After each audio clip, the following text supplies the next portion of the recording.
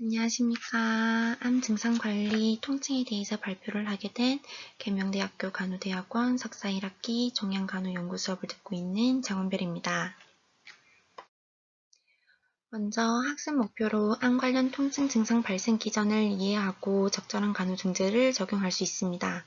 차례로는 통증의 정의, 암성 통증의 원인과 분류, 통증 평가, 통증의 치료, 최신 연구 동향에 대해서 알아보도록 하겠습니다.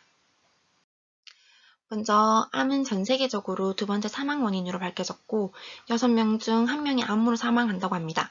암의 진행 과정, 치료 과정에서 다양한 증상이 나타날 수 있는데 그 중에 통증에 대해서 알아보도록 하겠습니다.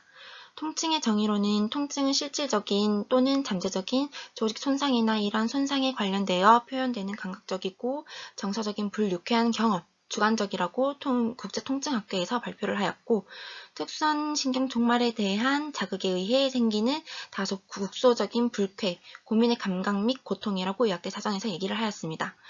토탈 페인이란 개념으로 설명하였고 단순히 육체적인 통증 이외에도 정신적, 사회적, 영적, 문화적 요인들이 환자의 통증에 관여를 한다고 시슬리 손더슨이 얘기를 하였고 통증은 그것을 경험하는 사람이 통증이라고 말하는 바로 그것이라고 말하고 그 사람이 말할 때마다 통증은 존재한다고 마고 메카리가 말하였습니다.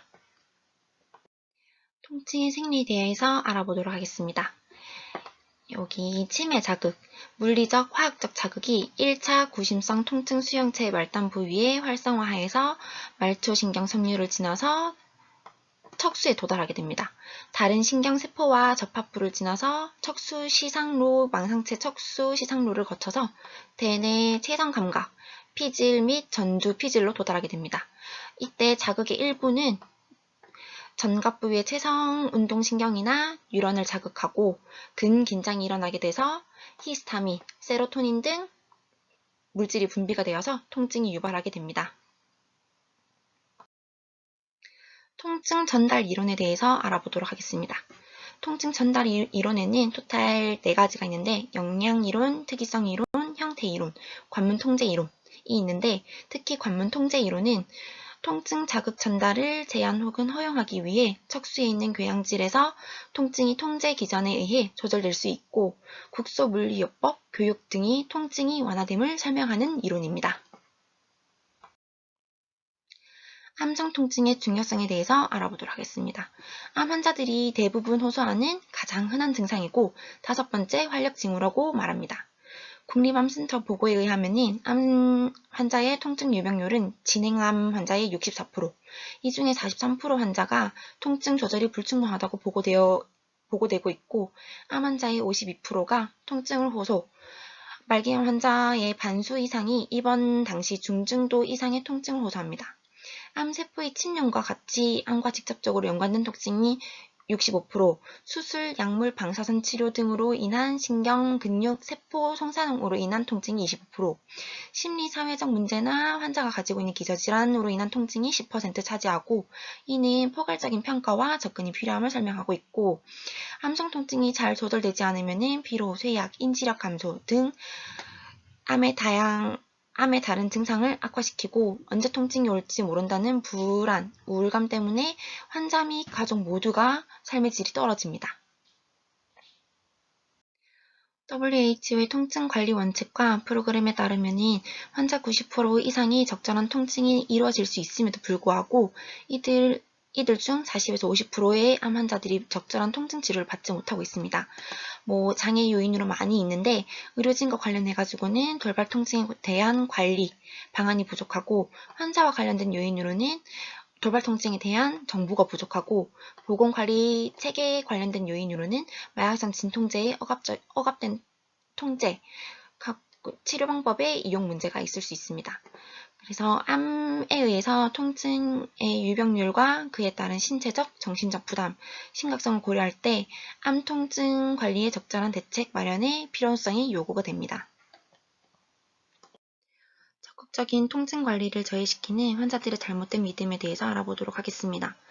통증이 있다는 것은 질병이 악화됨을 의미한다고 믿는 것이 90%, 중독에 대해 두려워하거나 진통제를 사용해도 실제로 통증을 조절할 수 없다고 믿는 게 76.5%, 통증이 심해질 경우를 대비해서 진통제를 아껴야 한다고 생각하는 게 71.7%, 진통제에 의한 부작용을 참는 것보다 통증을 참는 것이 쉽다고 생각하는 게 67.8%, 좋은 환자는 통증에 대해서 말하기를 피하고 통증을 호소하는 것이 의사의 주의를 분산시켜 효과적인 치료를 받지 못한다고 생각하는 것이 50.2%로 매우 높게 측정이 됩니다. 제도뿐만 아니라 올바른 교육의 중요성을 설명하는 자료입니다. 함성 통증의 원인으로 종양으로 인한 통증이 75에서 80% 나타나게 됩니다. 뼈, 신경, 복막, 연조직에 암세포가 침륜하게 돼서 나타나게 되고 서로 다른 부위의 통증은 각각 다른 감각과 강도로 나타나게 돼서 진통제도 다르게 사용해야 합니다. 치료와 관련된 만성 통증으로는 15에서 19% 차지하게 되고 항암화학요법, 수술, 방사선 치료 때문에 나타나게 됩니다. 암 치료와 무관한 통증으로 대상포진, 욕창, 긴장성 두통, 당뇨병성 신경증 때문에 인한 통증이 있는데 실제로는 암과 관련이 없지만 환자는 암이 진행되는 것으로 인지할 수 있습니다. 환자가 보고하는 통증은 반드시 평가해야 합니다. 함성 통증에 영향을 주는 요인에 대해서 알아보도록 하겠습니다. 앞에서 신체적인 요인을 알아봤는데 그 외에도 심리, 정서적인 문제로도 나타납니다. 우울감으로 인해 가지고 사회적 지위 상실, 직업 수입 상실, 가족 내 역할의 상실 등이 나타날 수 있고 분노, 만날 수 없는 의사의 치료적 실패, 진단의 지연으로 인해서 통증이 나타날 수 있고 불안, 병원에 대한 불안감, 경제적인 걱정, 죽음에 대한 두려움, 영적인 불안으로 인해서 정체적인 통증이 나타날 수 있습니다. 만성 통증으로 인한 악영향으로는 수면장애가 60.3% 체크되는 것이 있고 우울감이 44.2%, 집중력 및 기억력 감소가 40.3% 나타나고 불안감, 경제활동에 제한, 실직 등이 나타납니다. 암성 통증은 많은 암 환자들이 삶의 질을 저하시키는 가장 큰 요인으로 장기간 조절이 안 되면 암 치료 결과에도 악영향을 미치므로 반드시 해결되어야 하는 문제입니다. 함성 통증의 특징에 대해서 알아보도록 하겠습니다. 암성 통증은 진행성이고 지속성이 있고 원인이 다양한데 신체적인 원인, 심리적인 영향 등이 있고 생활에 위협을 가하게 되고 진통제, 마약성 제제에 반응을 하게 됩니다.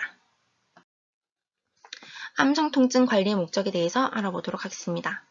매년 약 10만 명의 암 환자가 발생을 하게 되고 약 6만 명이 사망을 하게 되고 있는데 말기암 환자는 50% 이상이 심한 통증을 호소하고 있습니다. 통증 조절의 궁극적인 목적은 환자의 통증을 조절하여 삶의 질 향상, 환자의 전반적인 활동성을 개선시키는 것이 보건복지부에서 말하는 관리의 목적입니다. 함성 통증 조절을 위한 평가 요소에 대해서 알아보도록 하겠습니다. 원인을 알아야 되고 위치가 어딘지 알아야 되고 강도, 기전, 변화 양상, 이전 약제에 대한 반응, 동반 증상은 없는지, 그 외의 심리적, 사회적, 영적인 영향이 없는지 포괄적인 평가가 필요합니다. 통증의 분류에 대해서 알아보도록 하겠습니다. 기간에 따라서 급성, 만성, 돌발성 통증을 분류할 수 있고 병태 생리학적으로 체성통, 내장통, 신경병증성 통증을 분류할 수 있습니다. 이는 통각 수형 통증의 체성통증, 내장통증, 그리고 신경병증 통증으로 분류를 다시 할 수 있고 원인에 따라서 암에 의한 경우, 치료에 의한 경우, 암과 무관한 경우, 지속성에 따라서 지속적인지 간헐적인지, 부위가 한 곳인지 여러 곳인지에 따라서도 분류할 수 있습니다. 다시 기간에 따른 분류에 대해서 알아보도록 하겠습니다. 급성 통증은 갑작스럽게 발생하고 강도와 지속기간이 다양하고 시간이 지나면 소실되기도 합니다. 하지만 만성 통증은 3개월 이상 지속되는 통증으로 원인을 알기 어려운 경우도 있고 경증의 중증까지 강도가 다양합니다.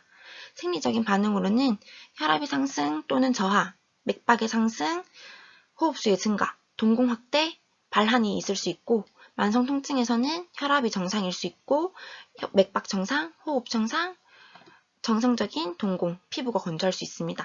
행동적인 반응으로는 불안정하고 집중 저하, 두려움, 통증 부위 보호하려고 하는 기전이 있고 만성 통증에서는 우울하고 부동이 있고 위축, 절망을 표현하기도 합니다. 돌발성 통증은 상대적으로 기저 통증이 규칙적인 진통제 사용으로도 잘 조절되고 있는데 간헐적으로 악화되는 중등도 이상의 강하고 일시적인 통증을 말합니다. 돌발 통증은 암 환자 60%, 호스피스 입원한 환자의 약 80%가 나타난다고 보고되었고 국내 연구에 따르면 암 환자의 45%가 하루 3번 이상 돌발성 통증이 발생한다고 말합니다. 전형적인 특징을 보이는데 5분 10분 이내에 통증이 최대가 되고 심한 통증을 호소하고 30분에서 60분 이내 소실되는 아주 짧은 지속기간을 가집니다. 특정 활동과 연관되어 나타나는데 상처 소독, 자세 변화, 기침 등 움직임이 있을 때 돌발통이 나타나고 패츠가 말하기로는 40%는 어떤 행동 없이 나타난다고 말하였습니다. 제가 호스피스에서 근무했을 때도 대부분의 말기암 환자가 컨티뉴어스 몰핀 믹스를 달고 있었는데 규칙적으로 진통 조절을 하고 있음에도 불구하고 체위 변경을 하거나 드레싱을 한다고 움직이게 되면은 돌발성 통증을 강하게 호소하게 돼서 피하라는 진통제를 좀 많이 맞았던 기억이 있습니다. 병태 생리학적 분류의 체성통에 대해서 알아보도록 하겠습니다. 생리학적 구조로는 피부와 피하 조직, 뼈, 근육, 혈액, 혈관, 결체 조직을 이루고 있고 통증 기전은 유해 자극의 활성화로 인해서 발생하게 되고 양상은 겉에서는 명확하게 알 수 있고 심부 조직으로 들어갈수록 명확하게 찾기가 힘듭니다. 급성 통증의 예로는 수술 후 절개 부위의 통증, 튜브나 드레인의 삽입 부위 통증, 힙 프랙처, 뼈 프랙처의 통증을 예로 들 수 있고 만성 통증의 예로는 컴프레션 프랙처, 요통, 말초혈관의 질환을 말할 수 있고 통증 표현 어휘로는 쑤시고 결리고 뻐개지는 듯이 아프고 찌르고 찢어지는 듯이 아프다고 표현합니다. 다음은 내장통. 생리학적 구조로는 신체 강의 장기를 나타내고 있고 통증 기전은 체성통과 똑같이 유해 자극의 활성화로 나타나게 됩니다. 양상은 내부 장기의 통증으로 위치가 애매하고 경련성 또는 체성통과 유사하게 나타나게 됩니다.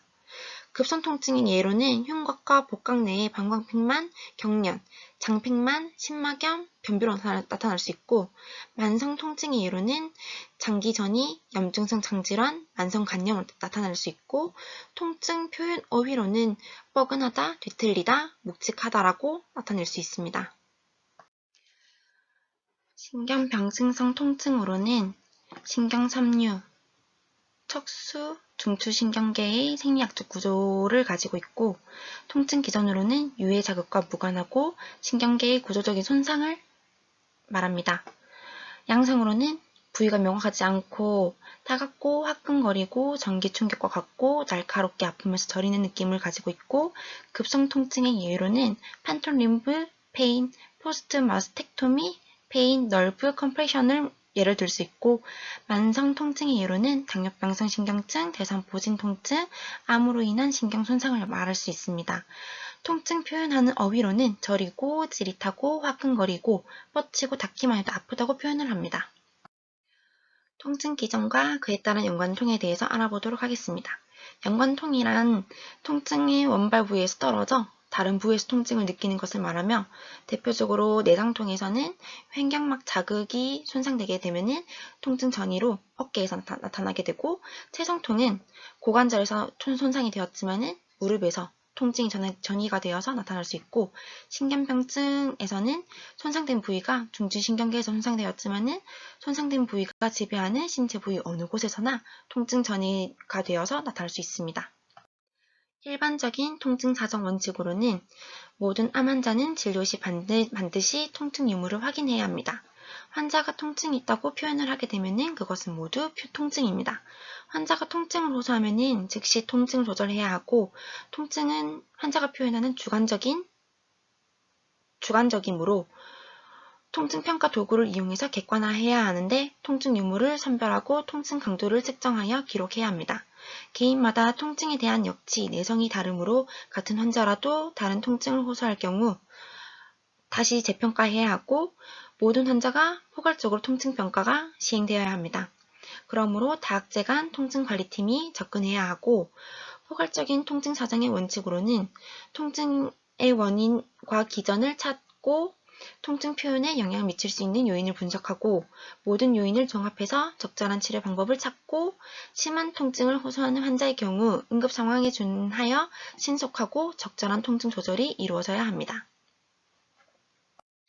통증은 환자의 주관적인 경험입니다. 그러므로 적절하게 평가하고 객관화할 수 있도록 신뢰도와 타당도가 입증된 도구를 사용해야 합니다.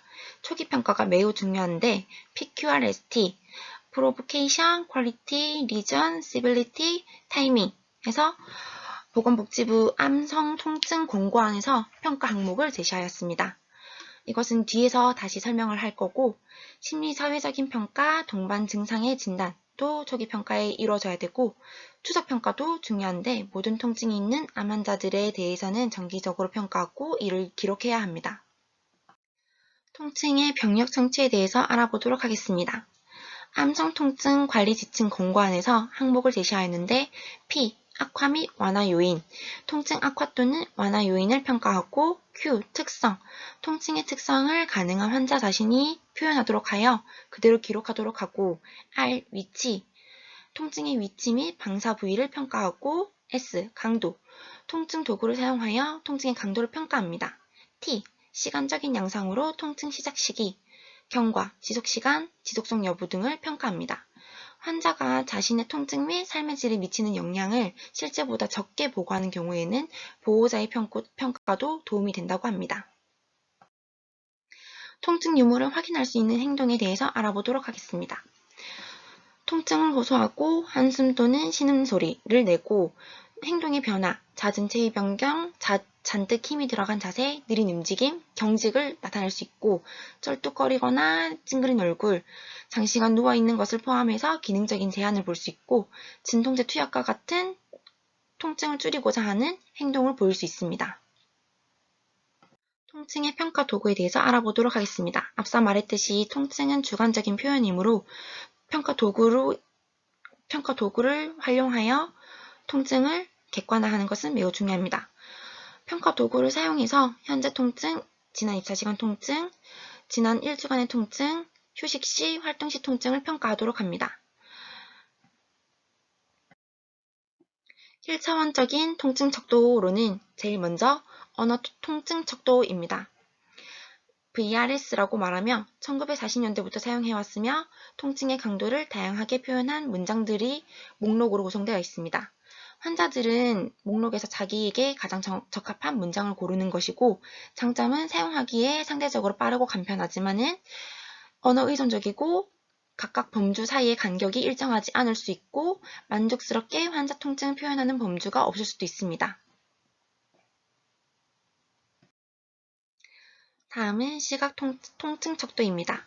시각 통증 척도는 보통 100mm의 선으로 되어 있고 왼쪽 끝에서 통증 없음, 오른쪽 끝으로 갈수록 상상할 수 없는 심한 통증으로 지정하여 그 정도로 측정하였고 점수는 통증 없음에서 환자가 통증이 있다고 지정하는 지점끼리 그 거리를 측정하는 것입니다.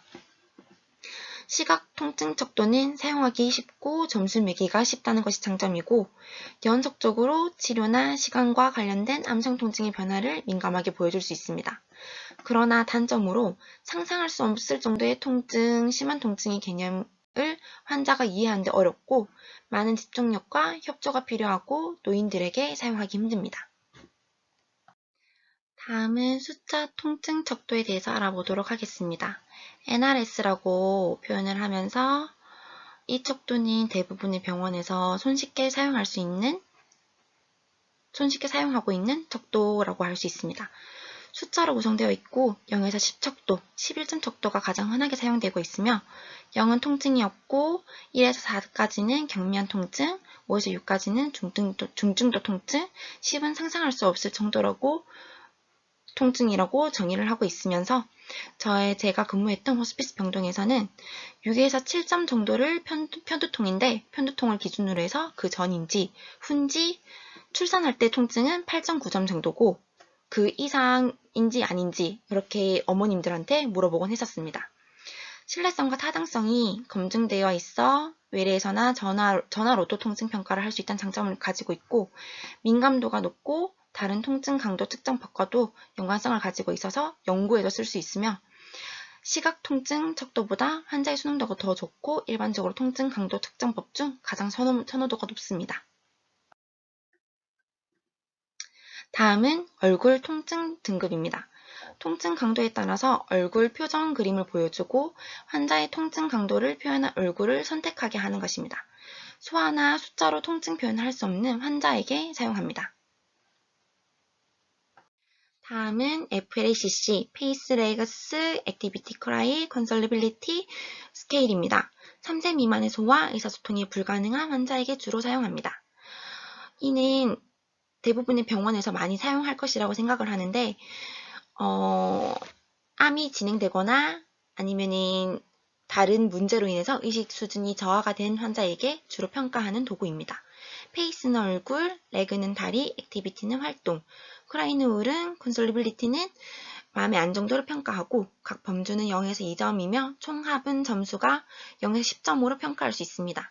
0점은 통증이 없고 1에서 3점은 약간 불편하고 4에서 6점은 중간 정도 불편하고 7에서 10점은 매우 불편하고 아픈 상태를 표현합니다.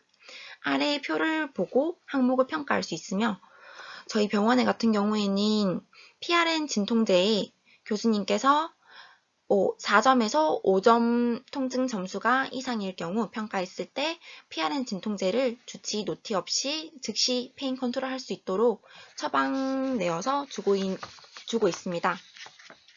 그런데 인지장애를 가진 환자를 통증을 평가할 때 많은 문제가 있는데 아무래도 의식 저하가 있다 보니 환자가 표현할 수 없어서 의료진이 눈으로 보고 평가를 하여 점수를 매겨서 통증을 평가하고 있는데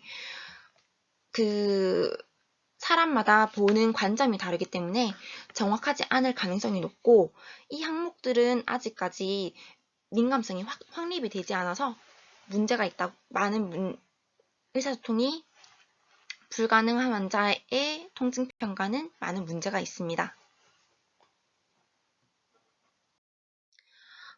다음은 다차원적 통증 척도입니다. 간이 통증 평가지는 암 환자를 대상으로 사용하기 위해서 만들어졌고 암 환자 연구에 다차원적 통증 평가의 진단 도구로 주로 사용합니다.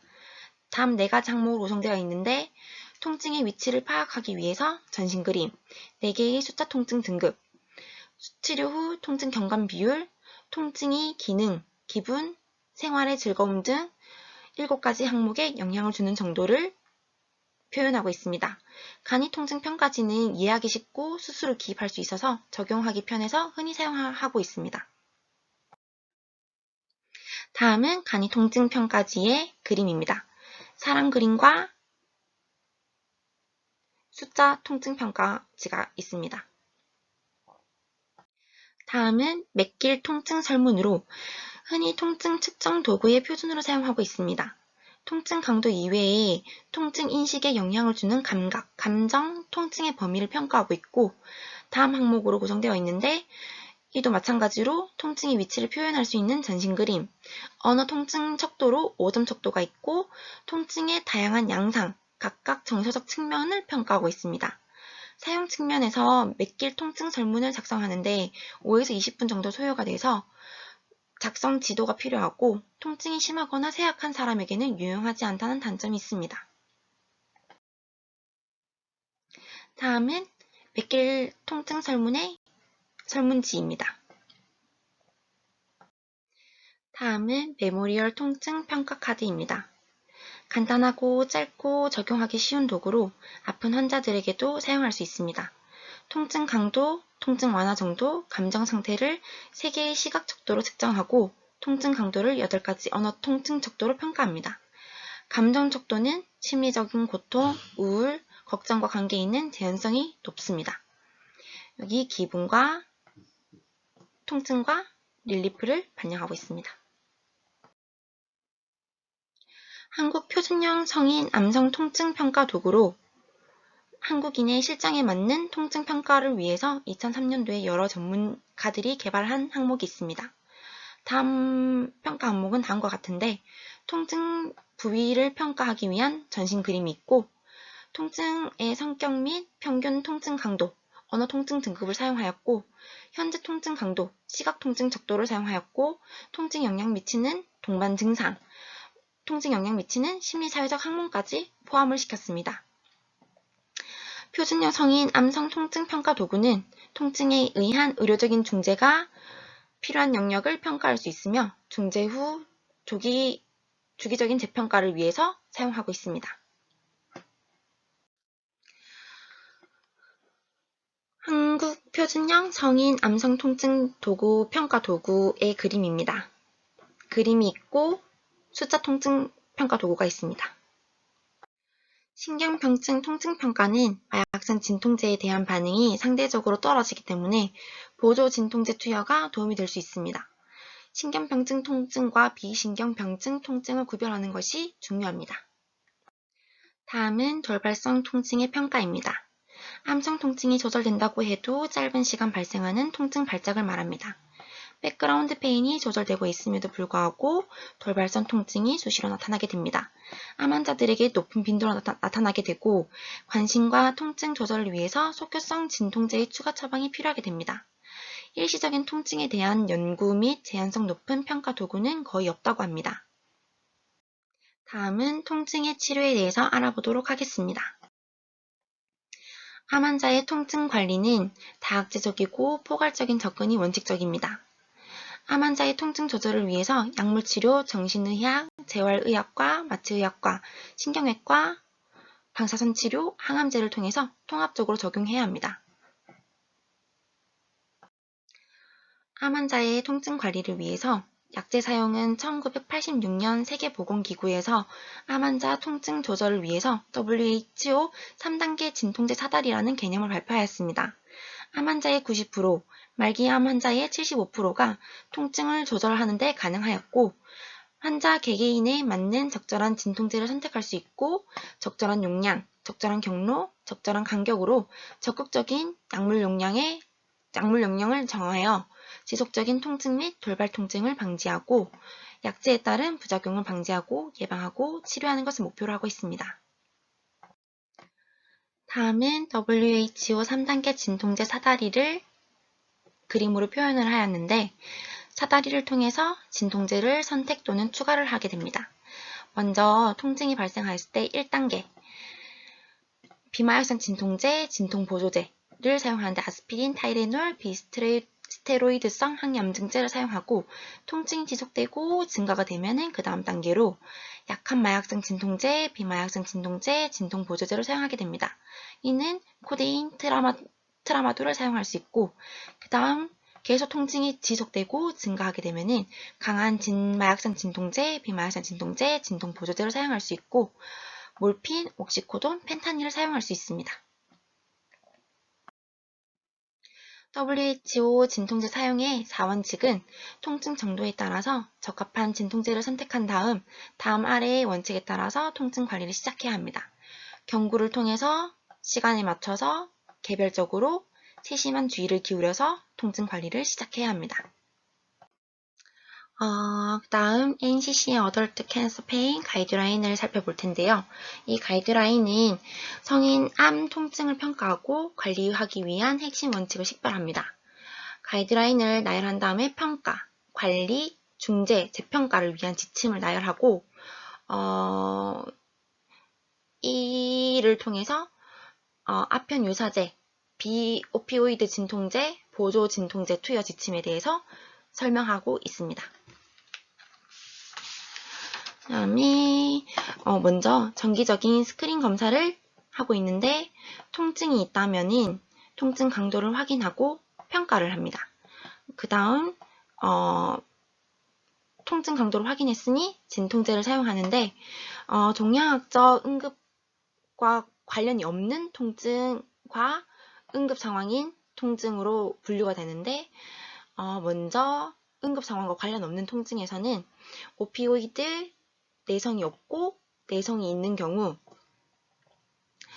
분류가 되는데 오피오이드 내성이 없는 환자의 가이드라인과 오피오이드 내성 있는 환자의 가이드라인이 있으니 참조하면 된다고 약물 사용에 대해서 참조하면 된다고 적혀 있는 거고 종양학적으로 이멀전시 상황, 본 프랙처나 임팩션, 아니면 퍼포레이션이 발생하였을 때 이 경우에는 라디에이션을 하고 특정 치료에 대한 진통제를 사용하라고 되어 있는 상태입니다. 만약에 통증이 없다면은 다시 계속 리서치하면 되는 거 있고 예상되는 고통스러운 통증이 예상이 된다면은 환자가 계속 불안감을 유발할 수 있습니다. 다음은 약물요법에 대해서 알아볼 텐데 비마약산 진통제에 대해서 알아보도록 하겠습니다. 비마약산 진통제는 마약산 진통제에 비해서 선망, 변비, 금단 증상 등 부작용은 적지만 선정 효과가 있습니다. 선정 효과란 약물을 증량해도 더 이상 효과가 비례하게 나타나지 않는 그런 것을 얘기합니다. 먼저 비스테로이드성 소염 진통제 NSAID를 설명할 텐데 60세 이상의 환자 또는 체익 상태, 신장 기능 부전 환자에게는 주의 처방을 해야 되고 오피오이드와 NSAID 계열을 같이 사용하게 되면 오피오이드의 진통 치료의 진정, 인지 기능 또는 중추신경계 효과가 부담될 때 용량을 줄일 수 있다는 이점이 있습니다. 이때 오피오이드는 앞형계 수용체를 얘기합니다. 디클로페낙 또는 패치와 같이 사용할 때 유용하고 FDA는 NSAID 사용 시 심장마비나 뇌졸중의 위험이 증가할 수 있다고 설명했고 부작용은 이상관계의 손상, 출혈, 장기간 복용할 때 소화성 궤양이 발생할 수 있어가지고 예방하기 위해서 위장약을 함께 복용하여야 됩니다. 다음 아세트아미노펜은 진통제와 해열작용을 가지고 있지만 항염증제는 아닙니다. 최근 상대적으로 제한된 효능과 심각한 부작용으로 인해 가지고 간독성, 신장 손상을 초래할 수 있다고 최근 보고가 되었고 NCCN 패널에서는 과잉 아세트아미노펜 투여를 방지하고 주의 사용을 권고했고 오피오이드와 아세트아미노펜 조합 제품은 사용하지 않아야 된다고 설명하였습니다. 약물요법, 마약산 진통제 종류에 대해서 알아보도록 하겠습니다. 마약산 진통제 수용체에 대한 작용에 따라 순수작동제, 부분작동제, 혼합작동 길항제로 분류가 되고 암성통증 치료를 위해서는 순수작동제를 투여합니다. 페치딘 같은 경우에는 반복해서 투여할 때 대사산물의 축적으로 인해 발작, 부정맥 발생 위험이 있어 만성 암성 통증 조절에는 사용하지 않습니다. 혼합형 작동 기량제는 순수 작동제 투여장이 환자에게 투여 시 금단 증상, 통증 악화를 유발하므로 암성 통증 조절에 사용하지 않습니다. 통증 강도, 현재 치료 중인 진통제, 동반 질환, 전신 상태를 고려해서 각 환자에게 적절한 약제를 선택합니다. 대표적으로 순수 작동제의 약제로는 몰핀, 옥시코돈, 하이드로몰폰, 펜타닐, 코데인, 트라마도를 들 수 있습니다. 페치딘은 만성통증 치료에 사용하지 않습니다. 다음은 마약성 진통제에 대해서 자세히 알아보도록 하겠습니다. 몰핀은 강력한 뮤수용체의 작용제로 아편에서 추출된 알카로이드 약제입니다. 중증도에서 심한 통증이 있을 때 표준 치료제로 사용하고 암 환자의 통증 조절을 위해서 가장 중요한 약물입니다. 대사물질이 신장에서 배출되므로 신부전 발생 시 일시적인 투여 중단 등 조치가 필요하고 코데인 같은 경우에는 몰핀과 같이 아편에 추출되지만 약한 마약성 진통제로 가장 많이 사용하고 있고 몰핀에 비해 진통 효과가 약하고 뮤수용체에 대해 친화성이 떨어져 아스피린, 아세트아미노펜과 함께 사용하면 경증이나 중등도 통증에 사용됩니다. 옥시코돈, 경미한 통증에서 심한 통증까지 조절 가능합니다. 경구 투여가 가능하고 부작용은 몰핀과 유사하나 빈도가 적고 경미합니다. 작용 시간이 짧은 속효성 제제와 서방형 제제가 있고 서방형 제제는 12시간마다 투여합니다. 트라마돌, 마약성 및 비마약성 작용으로 통증 조절하는 중추성 진통제입니다. 경구, 항문, 근육, 피하, 정맥 등 다양한 경로로 투여가 가능하고 약물의 작용시간은 4시간에서 6시간 정도, 효능은 몰핀과 비교할 때 경구용은 4분의 1, 주사용은 10분의 1이라고 합니다. 다음은 펜타닐입니다. 원래 마취시 많이 사용했는데 정맥, 경막의 경피적 경로를 통해서 사용하고 있고 암성 통증이 주로 경피적 패치로 많이 사용하고 있고 대표적으로 펜타닐 패치, 듀로 패치 이렇게 사용하고 있는 상태인 거 있습니다. 작용 기전은 몰핀과 유사하고 72시간 동안 일정 양의 약이 분비가 됩니다. 환자에게는 안정적인 통증 조절에 장점이 있지만은 반면에 작용 시간이 길어서 용량 조절이 어렵고 패치 붙인 다음에 처음 붙였을 때 12시간에서 24시간은 피부를 통해서 체내를 흡수되는 단계여서 효과를 얻는데 시간이 많이 걸린다는 단점이 있습니다. 패치 제거한 다음에도 혈중 농도가 17시간 경과 후에 50% 이내로 감소하기 때문에 용량 조절하는데 매우 주의해야 되는 거 있고 용량 감소시키려면 12시간에서 24시간 동안 패치를 떼어내고 적은 용량으로 새롭게 시작해야 된다는 단점이 있습니다. 시작 용량을 결정하기가 매우 어렵기 때문에 몰핀의 용량으로 조절한 환자의 경우에게는 2차, 3차 약물로 많이 사용합니다. 위장관 협착이나 장마비로 경구 섭취가 불가능한 환자에게 유용하게 사용하고 있고 동등 진통 용량표를 이용해가지고 사용하는 용량에 따라서 기본 용량에 따라서 펜타닐 패치를 용량을 정하면 되는 거 있습니다. 부작용으로는 몰핀과 같이 의식장애, 진정, 이상 감각, 졸음, 호흡 저하가 있지만은 패치로 붙이다 보니 피부에 수포나 발지가 생길 수 있습니다. 펜타닐 제제에서 TIRF라고 돌발성 통증이 발생했을 때 투여하면 구강 점막을 통해서 흡수되는데 15분 이내 효과를 나타낼 수 있어서 효과 발현이 빠르고 지속 시간이 짧아서 돌발성 통증에 매우 용이하게 사용하고 있습니다. 설화정, 구강정, 발포정, 비강 스프레이 형태로 다양한 약제가 개발되어 있습니다. 다음은 동등 진통 용량표인데 몰핀 피호약으로 30ml를 쓸 때 IV와 SC로는 10ml 쓰고 이 효과 하프라이프는 2시간에서 3.5시간인 거 있고 경피용 펜타닐 용량표에도 몰핀 IV 제제 사용할 때 20ml 사용하고 있다면 오랄 몰핀은 60ml 패치용 붙이는 거는 25 마이크로그램을 붙이면 됩니다. 다음은 암성 통증 조절의 실제에 대해서 말하도록 하겠습니다. 중증도 이상의 통증이 발생하였을 때 마약산 진통제 투여력이 없을 때 속효성 경구 몰핀을 5에서 15ml 혹은 동등 진통 용량의 속효성 경구 주사 마약산 진통제를 투여하면 되고 마약산 진통제 투여 중일 경우에는 이전 24시간 총 마약산 진통제 투여량의 10에서 20%의 속효성 제제를 투여하면 됩니다.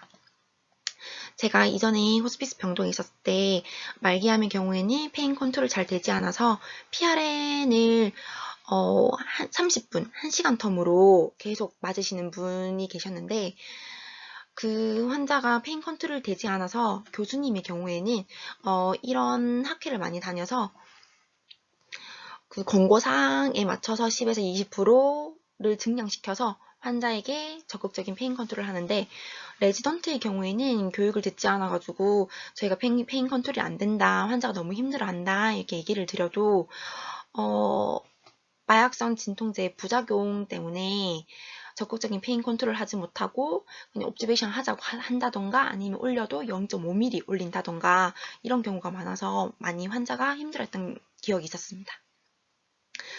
진통 효과 및 부작용 평가가 중요한데 경구 속효성 제제는 60분 뒤에 효과가 발현되므로 60분 뒤에 팔랍을 하고 주사 제제 같은 경우에는 15분 뒤에 진통제를 투여 후 통증을 재평가하는 게 매우 중요합니다. 통증이 만약에 감소했다면 동일 용량 반복 투여하면 되고 통증이 지속되고 악화되는 경우에는 5에서 100% 증량 투여 후 재평가를 해야 되고 통증 감소할 때까지 재평가 및 증량 투여를 2, 3회 반복하도록 합니다. 돌발성 통증의 관리에 대해서 설명하도록 하겠습니다. 돌발 통증에 대비해서 속효성 진통제가 있는데 이전 24시간 투여된 마약산 진통제의 10에서 20%를 처방해야 합니다. 특정 상황에서 발생하는 통증은 통증 유발하는 상황을 예를 들면 움직일 때 발생하기 전에 미리 속효성 진통제를 투여를 합니다.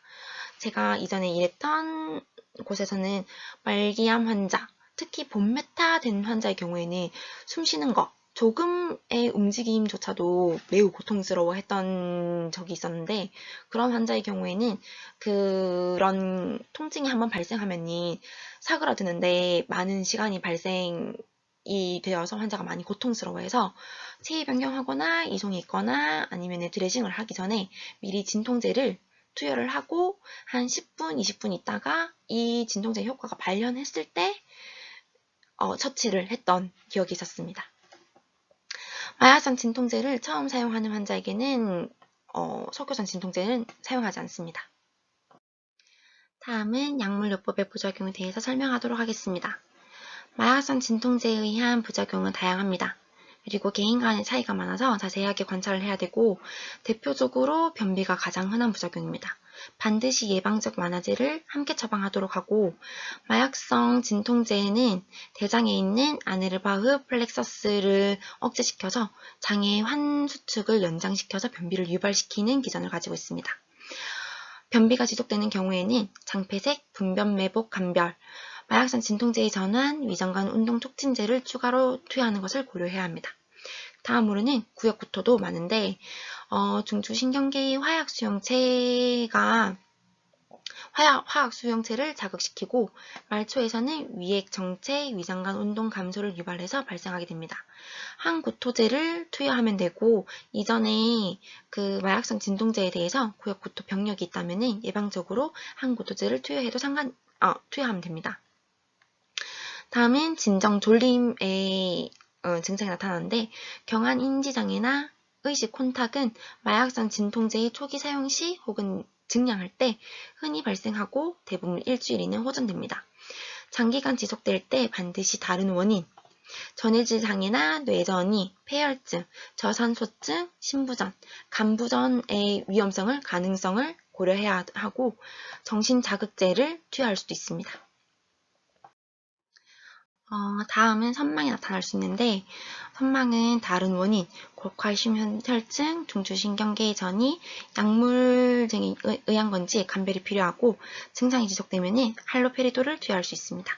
신경학적 부작용으로는 마약성 진통제의 독성 대사산물이 축적돼가지고 인지기능장애, 환각, 혼돈, 근간대성 경련, 통각 과민이 발생할 수 있습니다. 배뇨장애로는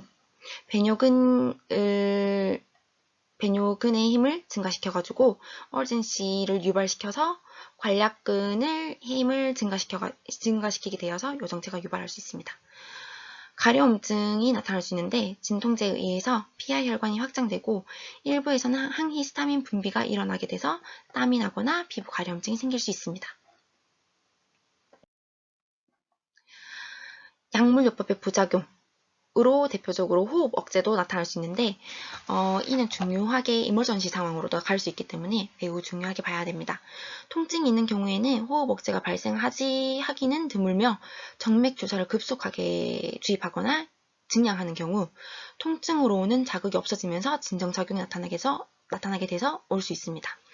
이 기전은 주로 묘수형체에서 나타날 수 있는데 뇌 중추, 호흡 중추에 직접 작용해서 이산화탄소에 대한 반응성이 저하돼서 호흡 억제가 나타나게 됩니다.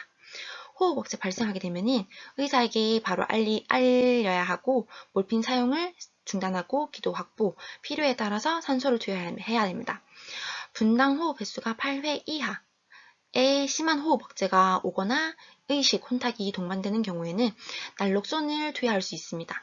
날록손은 오피오이드 수용체 부위에 경쟁적 길항제로 작용해서 진통작용을 막는 약물로 이 약은 투여하면 금단 현상이 나타날 수 있어가지고 투여할 때 매우 주의해서 투여해야 합니다.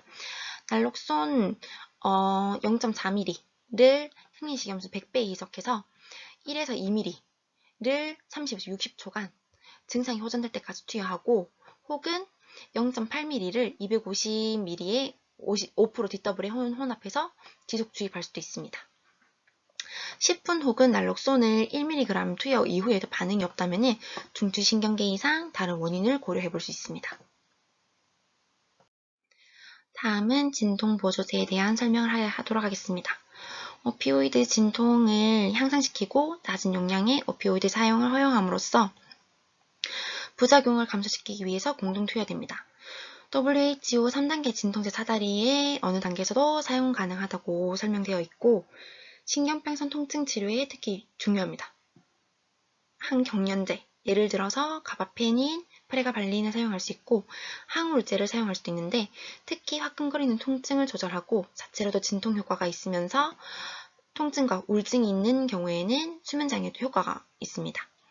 뼈 전이 통증에도 효과가 있는데 비스포스포네이트의 경우에는 피로포스네이트 유사체로 골 흡수를 방해해서 뼈 전이 통증을 완화시키고 골절을 예방하고 신기능 저하 시 주의가 필요합니다. 다음은 진통보조제 기타에 대해서 설명하도록 하겠습니다. 신경근 이완제를 쓸 수 있는데 통증은 근연축을 동반해서 더 많은 통증을 유발할 수 있기 때문에 중추에 작용하는 근이완제를 같이 사용하면 좋습니다. 항히스타민제도 함께 사용할 수 있는데 이 효과는 이거 이외에도 진경, 진토, 항불안 효과가 있어서 보조 진통제로 사용할 수 있고 진경제의 경우에는 장운동 항진에 의한 복통, 담독의 요로, 여성 생식계의 경혈성 통증, 기타 평활근의 경련에 의한 통증이 있고 장폐색 시 위액 분비를 줄여서 고토를 감소시키는 효과가 있습니다. 다음으로는 콜티코스테로이드 또는 국소마취제도 함께 사용할 수 있습니다. 다음은 중재적인 치료에 대해 설명하도록 하겠습니다. 약물을 사용해서 통증 전달을 억제하거나 지속적으로 척수강이나 신경촌에 약물을 투여해서 통증을 조절하는 방법입니다. 단독으로 통증 해소를 기대하기는 어렵고 약물 치료와 함께 진통제 증량에 따른 부작용을 감소하기 위해 사용하는 치료법입니다.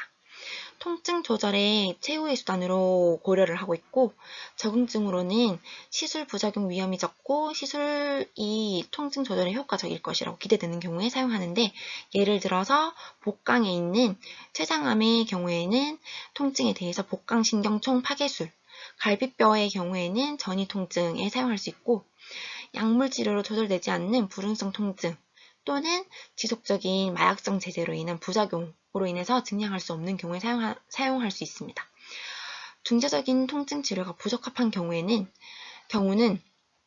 시술 부위의 감염, 폐혈증, 교정되지 않은 혈액응고 장애, 기대 연명이 아주 짧거나 긴 경우, 암이 침륜 등에 의해서 시술 부위의 해부학적 이상, 환자가 원하지 않는 경우에는 하지 않습니다. 중재적 치료의 대표적으로 교감신경 차단술이 있습니다. 대상성 치매성 통증, 복부, 대표적으로 중추신경으로 전달하는 신경섬유들은 교감신경과 함께 주행합니다. 교감신경의 신경전도를 차단해서 대상성 치매성 통증, 대표적으로 췌장암, 대동맥 주위 림프절 전이, 난소암, 방광암, 직장암 등의 통증을 조절합니다. 그 다음으로는 체성신경 차단술이 있고 척추 약물 주입술이 있습니다. 마약성 진통제를 척수강 및 척수 외강에 주입해서 통증을 조절하는 방법으로 약물 치료에 반응하지 않는 불응성 통증, 지속적인 부작용으로 인해서 진통제 용량을 증량할 수 없는 경우에 사용하고 국소적인 통증 및 다발성 통증, 광범위한 통증에서 사용 가능합니다. 경피적 척추체 성형술은 골절된 척추체에 뼈 시멘트를 주입해서 골절을 안정화시켜서 통증을 감소시키는 방법입니다. 그 외의 방법으로는 방사선 치료와 그 외 비약물적 조절이 있는데 먼저 방사선 치료에는 뼈 전이 및 암에 의해 신경 압박에 의한 통증을 완화시킵니다. 뼈 전이 통증의 경우에는 방사선 치료로 환자가 약 60에서 80%의 환자가 통증이 호전된다고 합니다. 비약물적인 조절로는 마사지를 하고 냉찜질, 온찜질 함으로써 통감을 다른 쪽으로 전환하는 감각을 마비시키는 방법이 있고 상상요법을 통해서 행복했던 때와 장소를 생각해서 통증을 다른 생각으로 바꾸는 그런 요법이 있습니다. 그리고 심호흡과 이완요법, 기분전환, 통증에서 관심 돌리기를 할 수 있습니다. 제가 근무했던 호스피스 병동에서는 환자들이 대부분 기운이 없고 보호자들도 자주 오지 않거나 말할 기회가 없고 통증이 매우 심해서 계속 우울하게 빼드리진 상태로 계속 계시는데 호스피스 병동에는 아로마 요법, 미술 요법, 음악 요법, 여러 치유 요법이 있어가지고 환자를 직접 참여시켜서 그림 그리거나 꽃꽂이를 한다거나 음악을 듣고 노래를 부르고 이런 치료를 통해서 통증을 그때만큼은 잠시 잊을 수 있도록 완화 요법을 적극적으로 활용하고 있습니다. 다음은 마지막으로 최근 연구 동향에 대해서 알아보았습니다. 논문의 주제로는 진행된 암 환자의 통증, 피로 및 불안을 개선하기 위해 완화의료 지침의 구현에 대한 주제였고, 이 지침이 구현되게 된 배경은 미국에서 매년 약 168만 명의 환자들이 암 진단을 받고 있고, 이들 환자 중 약 50%는 삶의 질에 부정적인 영향을 미치는 통증, 피로, 불안과 같은 통제할 수 없는 고통 증상을 보이는 것을 예상하였고, 이러한 증상은 정서적, 심리적, 정신적 고통뿐만 아니라 질병의 신체적으로 부담으로 발생할 수 있습니다. 따라서 이러한 환자를 포괄적으로 치료하려면 전문가 간 접근이 필요하고, 특히 간호사의 포괄적인 치료에 기여를 하고 환자의 많은 요구를 조정할 수 있는 중요한 기회를 가집니다.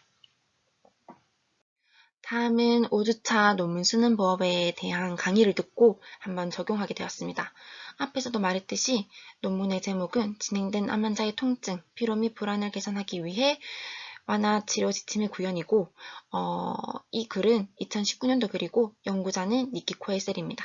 표본수는 50명이고 연구 대상자는 18세 이상 영어가 가능한 모든 유형의 진행성 암 환자였고, 연구 설계는 진행성 암 환자의 증상, 고통에 대한 임상 지침의 효과를 평가하였고, 이 지침은 2016년에 미국 임상종양학회 ASCO의 치료평가, 치료 조정 및 치료를 포함한 상담의 사회적 전문가 간의 구성 요소에 초점을 맞춘 근거 기반의 지침입니다.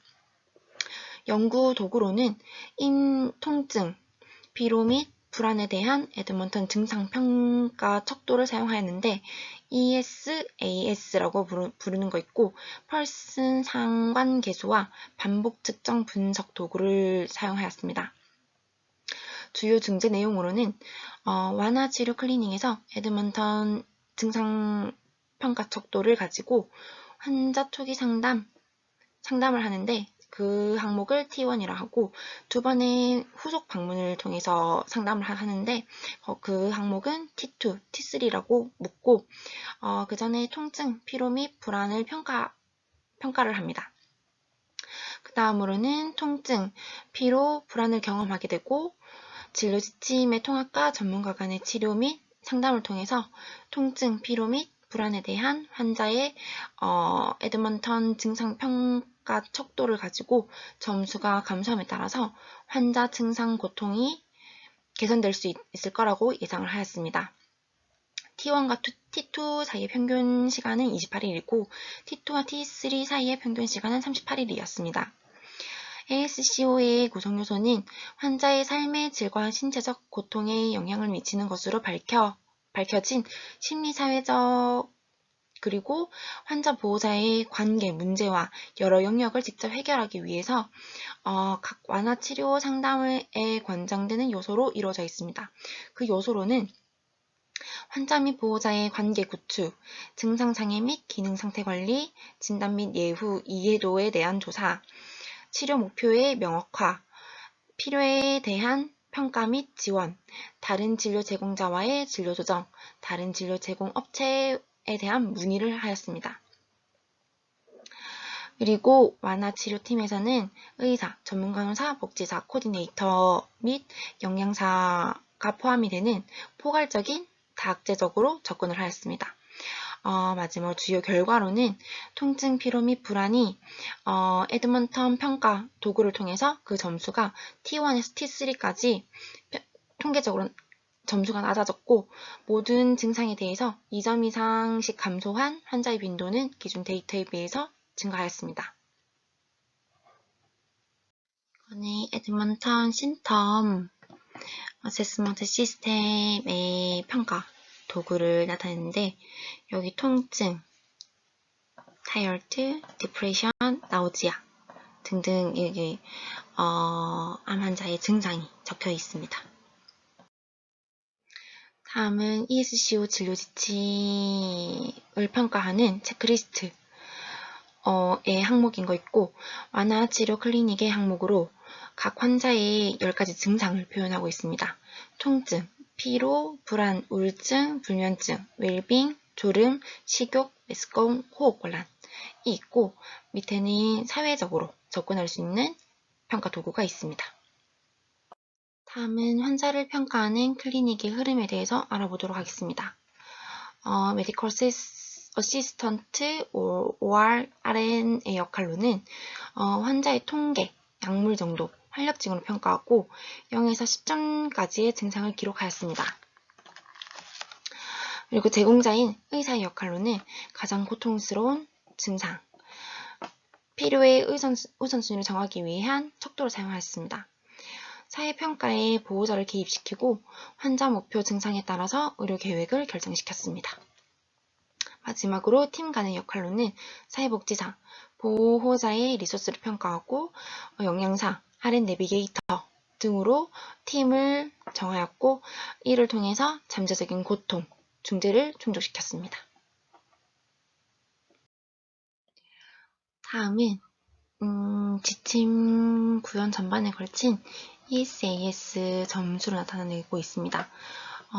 페인의 예를 들면은 타임 1에서는 평균 5점, 타임 2에서는 평균 4.29, 타임 3에서는 평균 3.39로 상담을 통해서 점차적으로 통증이 감소하고 있다는 것을 나타내고 있고, ESAS 점수 비교를 통해서 볼 수가 있는데, 이는 2점 이상 감소한 환자의 비율을 나타낸 것으로 2점 이상 감소한 환자의 비율을 확인하기 위해 n과 퍼센테이지로 나타냈습니다.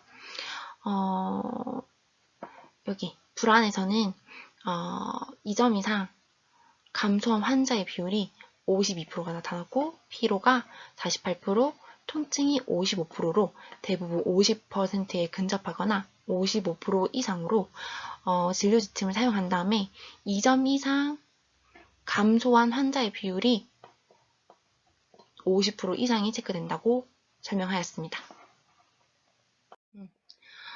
마지막으로 결론으로는 ASCO 종양 완화 치료 지침을 전문가 간 외래